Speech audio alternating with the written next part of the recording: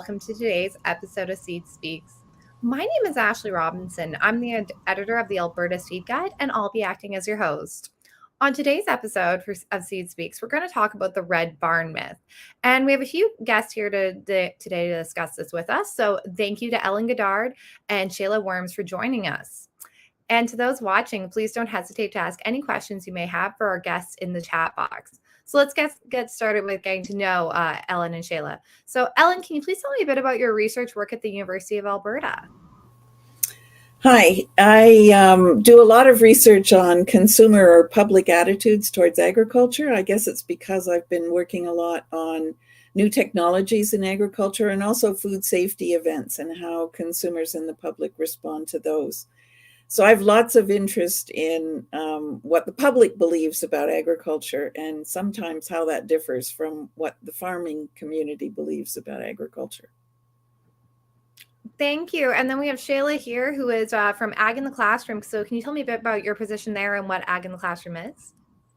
Yeah, for sure. So Agriculture in the Classroom Canada, we have 10 provincial organizations, and we are the leaders in Canadian agriculture and food education, and the thinkAG initiative. So my position is as thinkAG manager, and thinkAG is a collection of teaching resources and outreach tools that encourage students in roughly grades 5 to 12 to explore and get curious about all of the career opportunities in agriculture and food. So we have a lot of exciting things happening with Agriculture in the Classroom Canada, and happy to say that today actually we launched a brand new app called Careero. So everyone can check that out. If you Google Careero, it's available on Google Play and the Apple Store.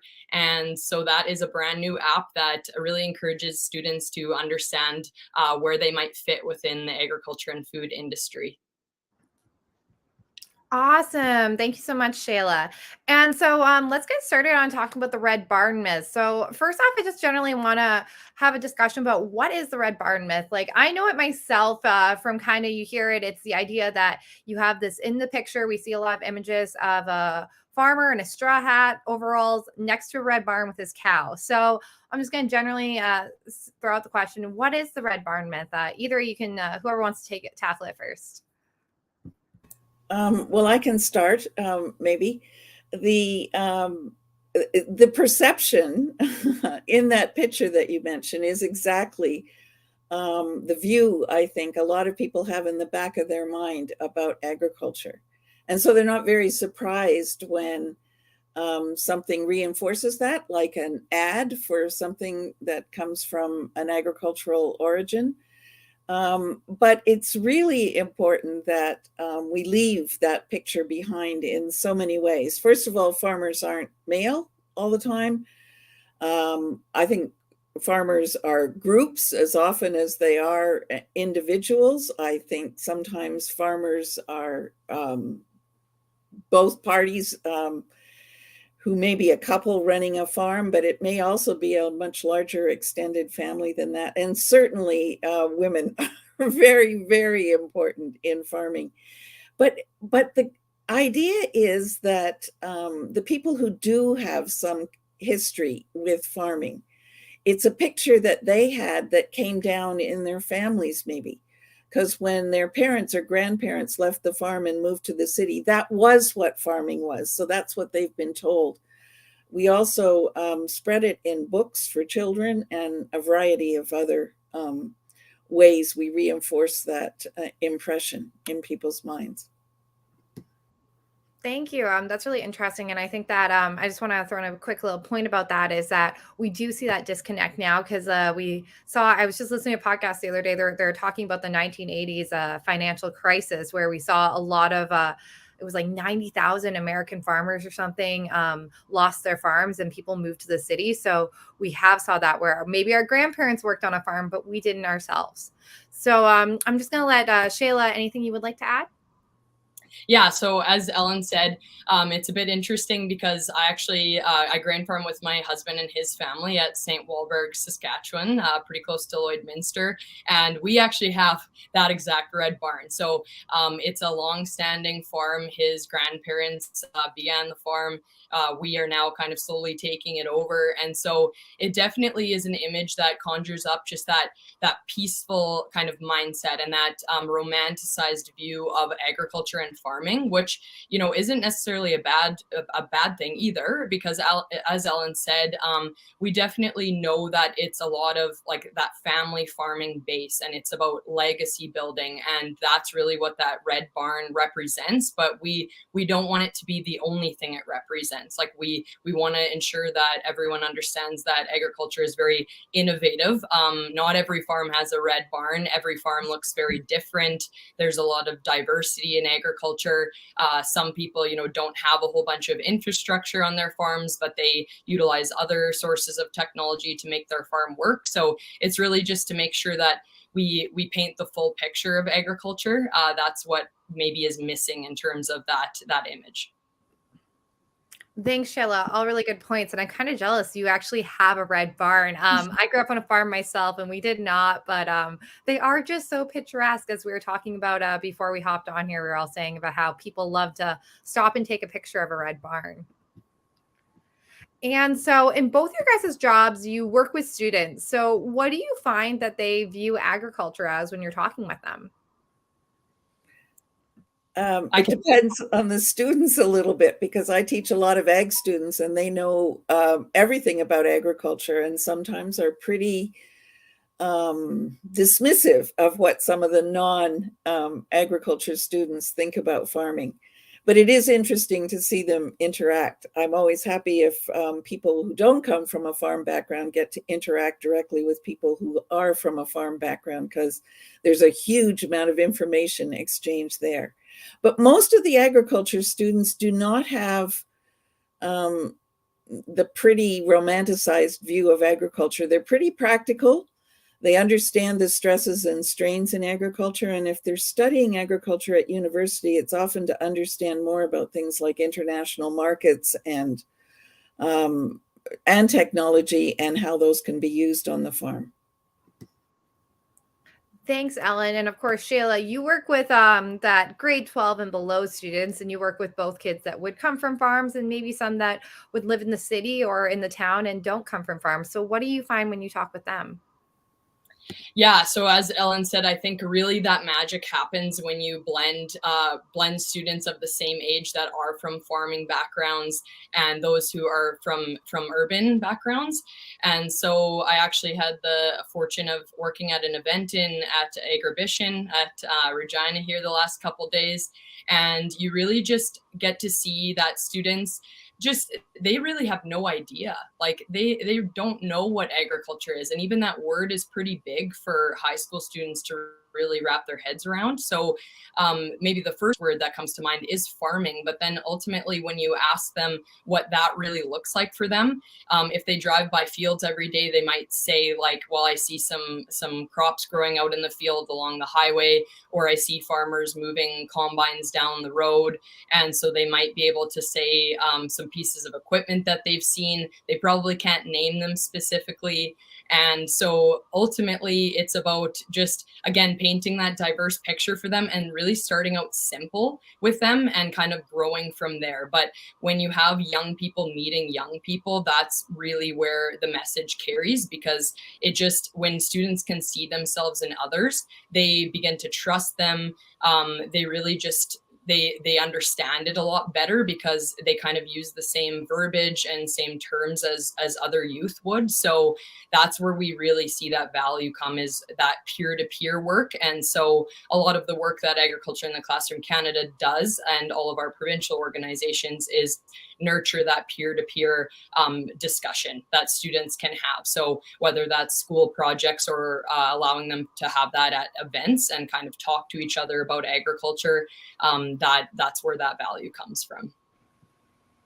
Thanks, Shayla. And I think the next question I'm going to ask you, because I think you'll have some interesting input just because you have been at Agribition. And for those that this week, and for those that don't know, Agribition is like the largest cattle livestock show in Western Canada that happens in Regina. And so, but the really interesting thing is they run a lot of school programming there. I used to live in Regina, and I remember when you go to Agribition during the week, you'd see all the kids from the schools in the city there learning about agriculture. So my next question is, how do images of red barns and farmers in overalls with their horses affect people's views of farming? Shayla first.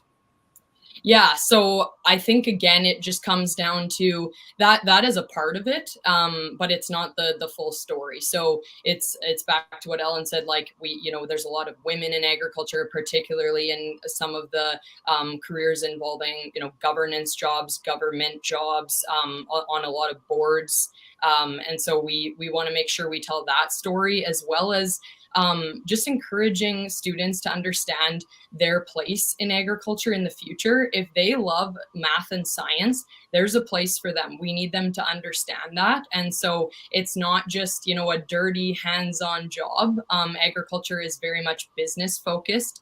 It's technology focused. So we want students to just wrap their heads around the fact that, if I'm really loving my computer class, maybe I can be a coder. Maybe I can develop some software that can be used within the agriculture industry, whether that's servicing equipment or developing an app for better business management, whatever that may look like, whether it's a lab, boardroom, or really beyond that.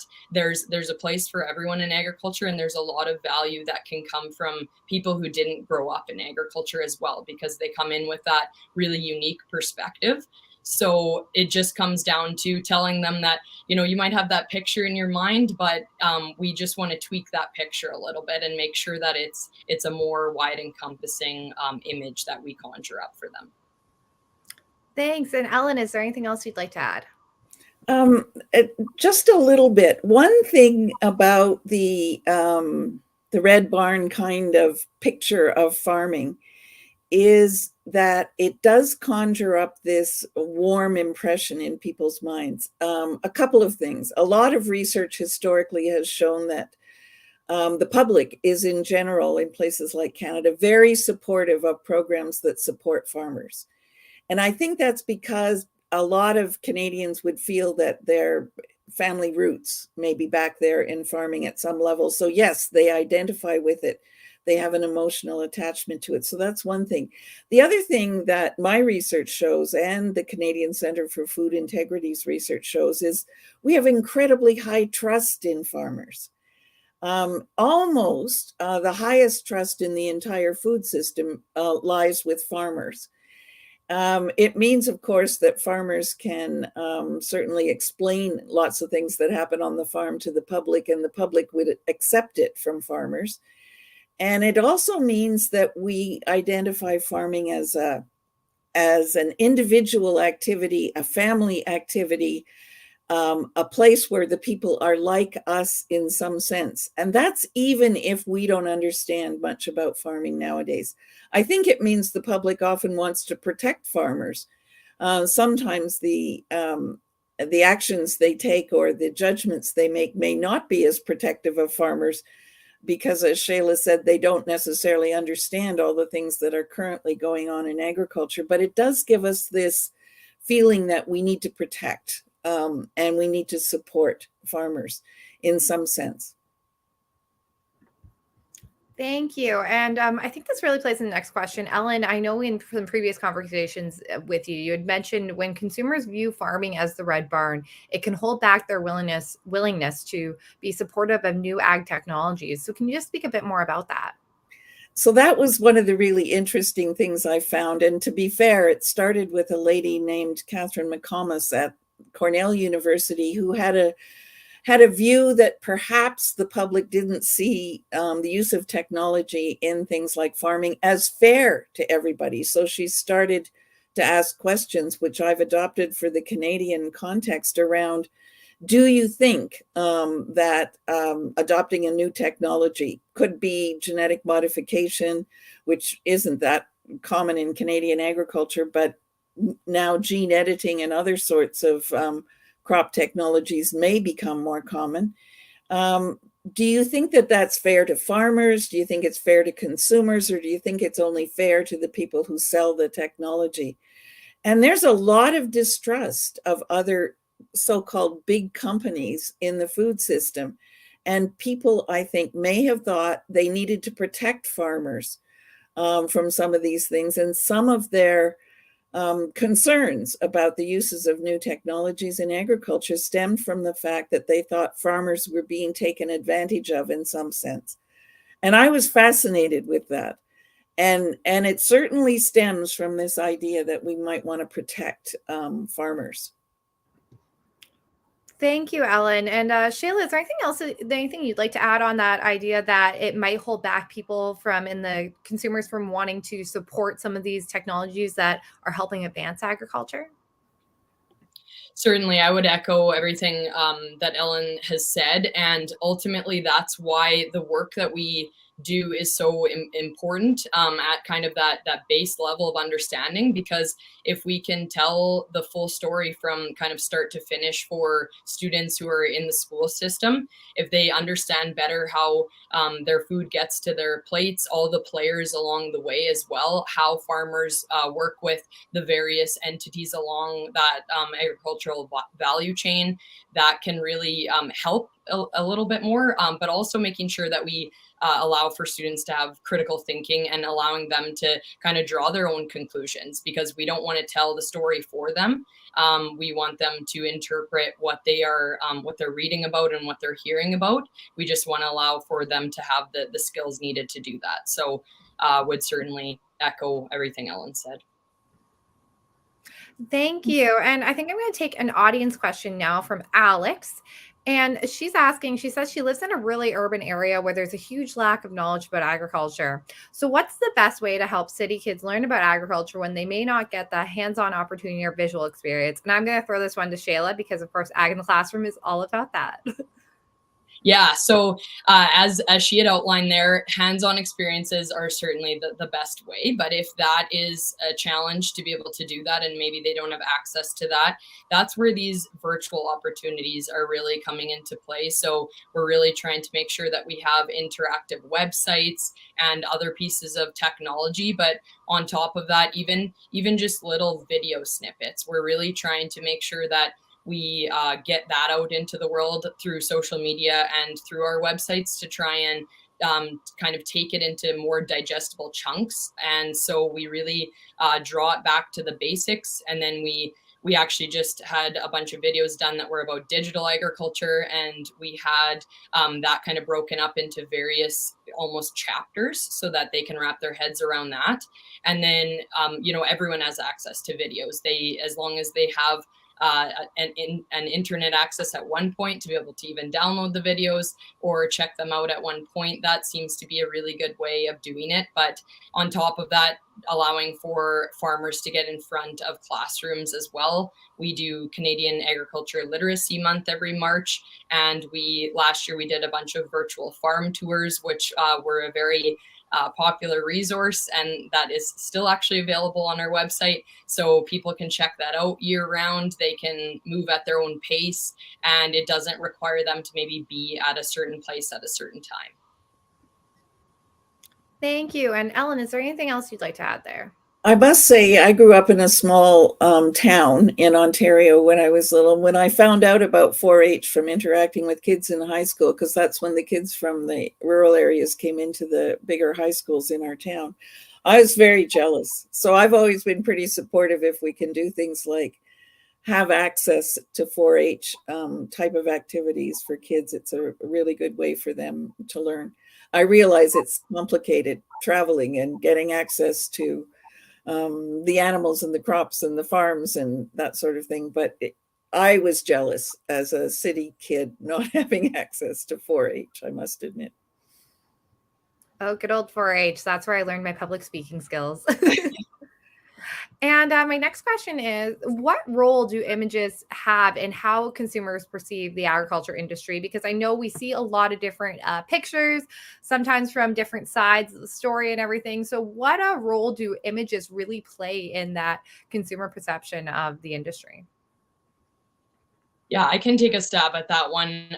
This was actually a very timely conversation at back at Agribition. I was at an event one afternoon, and we started talking about the role that video plays now in the world. And so whether that be images, as a standstill in a photo, or images that are within video, it plays a huge role. People are super visual now. Everyone is really relying on that as their sources of information a lot more than even reading. And we've heard that also from teachers in the classroom, that image and nailing the image down is very important. So you can really do it right or wrong when it comes to using images. And so what we're finding too is with video, it's really important that the person who's speaking is using the right, body language, voice inflection, because that's where that trust is established. So for students who think that the person that's speaking is maybe not being very genuine in their approach, they probably can read through that. But also at the same time, if we use video to our advantage and showcase the full picture of agriculture, whether that's you working on machinery or your family out at a field meal, those are really important moments to be capturing and speaking to, because they're really going to establish that trust with students and with teachers. Thank you. And Ellen, what have you found about how images affect people's perceptions of agriculture in your research?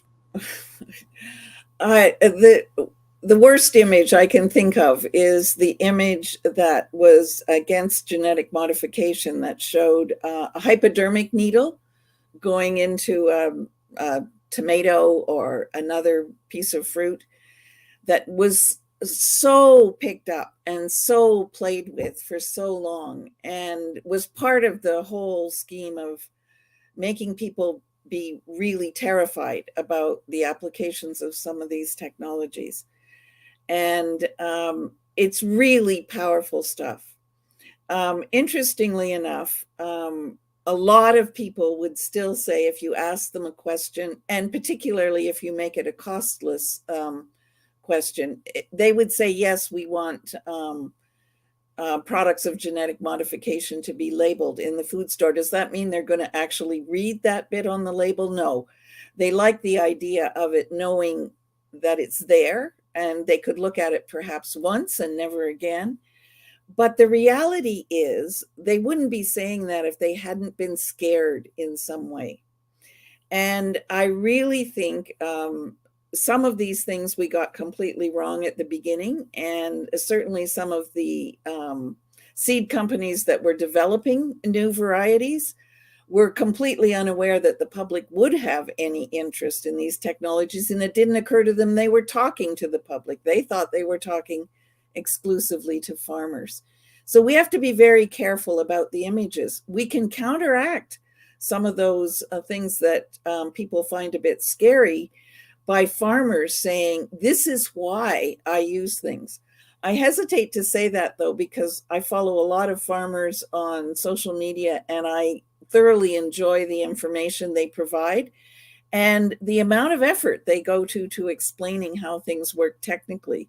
But it's time, and farming is complicated and complex and getting increasingly complex. And so I wonder sometimes if the kind of communication we'd like to have from people who are in farming is too much, given the other constraints on their work lives and the fact that they have to live life as well. But they can do a wonderful job. And those images of real people doing real jobs is incredibly powerful in getting across to the public. Thank you. And my next question is going back to the idea of that red barn. So how can we use the image of the red barn that people may think of and tie it back to the current realities of agriculture? So shifting the narrative. I think I don't want to give it up. Maybe it's because I like it. I like cattle too, so I don't want to give them up either. But I think the idea is to say this is, the picture, but this is the reality. We have to juxtapose it and ensure that we tie the people story both from the Red Barn and from the current image of agriculture.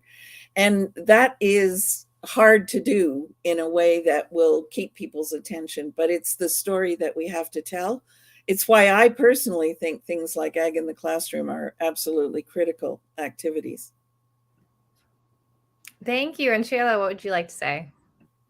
I would agree with Ellen. Don't lose it entirely, because it is just that legacy feeling that's instilled in people, and it is that classic image, and it is that trusted image as well, because it's kind of where we came from. And it's not to say that we want to leave it behind, but it's ultimately that it's growing. We want that image to grow. We want it to be added upon and diversified in terms of just what the other images may be that go along with it. So just maybe showcasing a little bit more of the exciting technology that's happening, that's also not, putting the other images entirely behind us. But I really think it creates that family atmosphere that is still very true today in all of Canada. Most, families own and operate their farms. And so we want to make sure that people understand that, because it's the truth. So it's important to not entirely lose that image. So, from our jury deliberations, I think we've decided that we don't want to retire the Red Barn image. We just have to update it. And Shayla, you gave some ideas of images that we can use along with the Red Barn to show the current realities of agriculture. Ellen, is there any images that you would like to add to that list? I don't know. I am increasingly concerned about diversity because, by the way, farming is not all men. It certainly includes women, but it's also diverse. When we think a lot of immigrant families to Canada who have taken up farming in different periods, including in the current period, there are recent immigrants who are fascinated by agriculture and would love to be involved in agriculture, and often start in the peri-urban fringe with small-scale farming and really want to move into larger agriculture. So we have a diverse population of people involved in agriculture, and I think that's an important story too. Thank you. So that is unfortunately all the time we have today to talk about it. I really enjoyed this discussion, and it really helped shape my mind on some things that I may not always think about when it comes to when we're having this discussion about that Red Barn. But thank you both so much for being here. And for those watching, thank you for tuning in. And if you missed part of today's live stream, don't worry, we'll have it available on demand on Facebook, YouTube, and LinkedIn. And if you have any questions about the subject or ideas for future topics we should tackle, just send a message to Seed World's Facebook page or reach out to myself. And next week, my colleague Ali Roden will have some guests on to chat about the myths of gene editing, which I think really ties in and is a good segue from what we talked about today, because we did mention gene editing and how that hypodermic needle image has not played out well for some of the ways that we're doing technology when it comes to crops. So we hope you'll join us, and thanks, and we'll see you next week.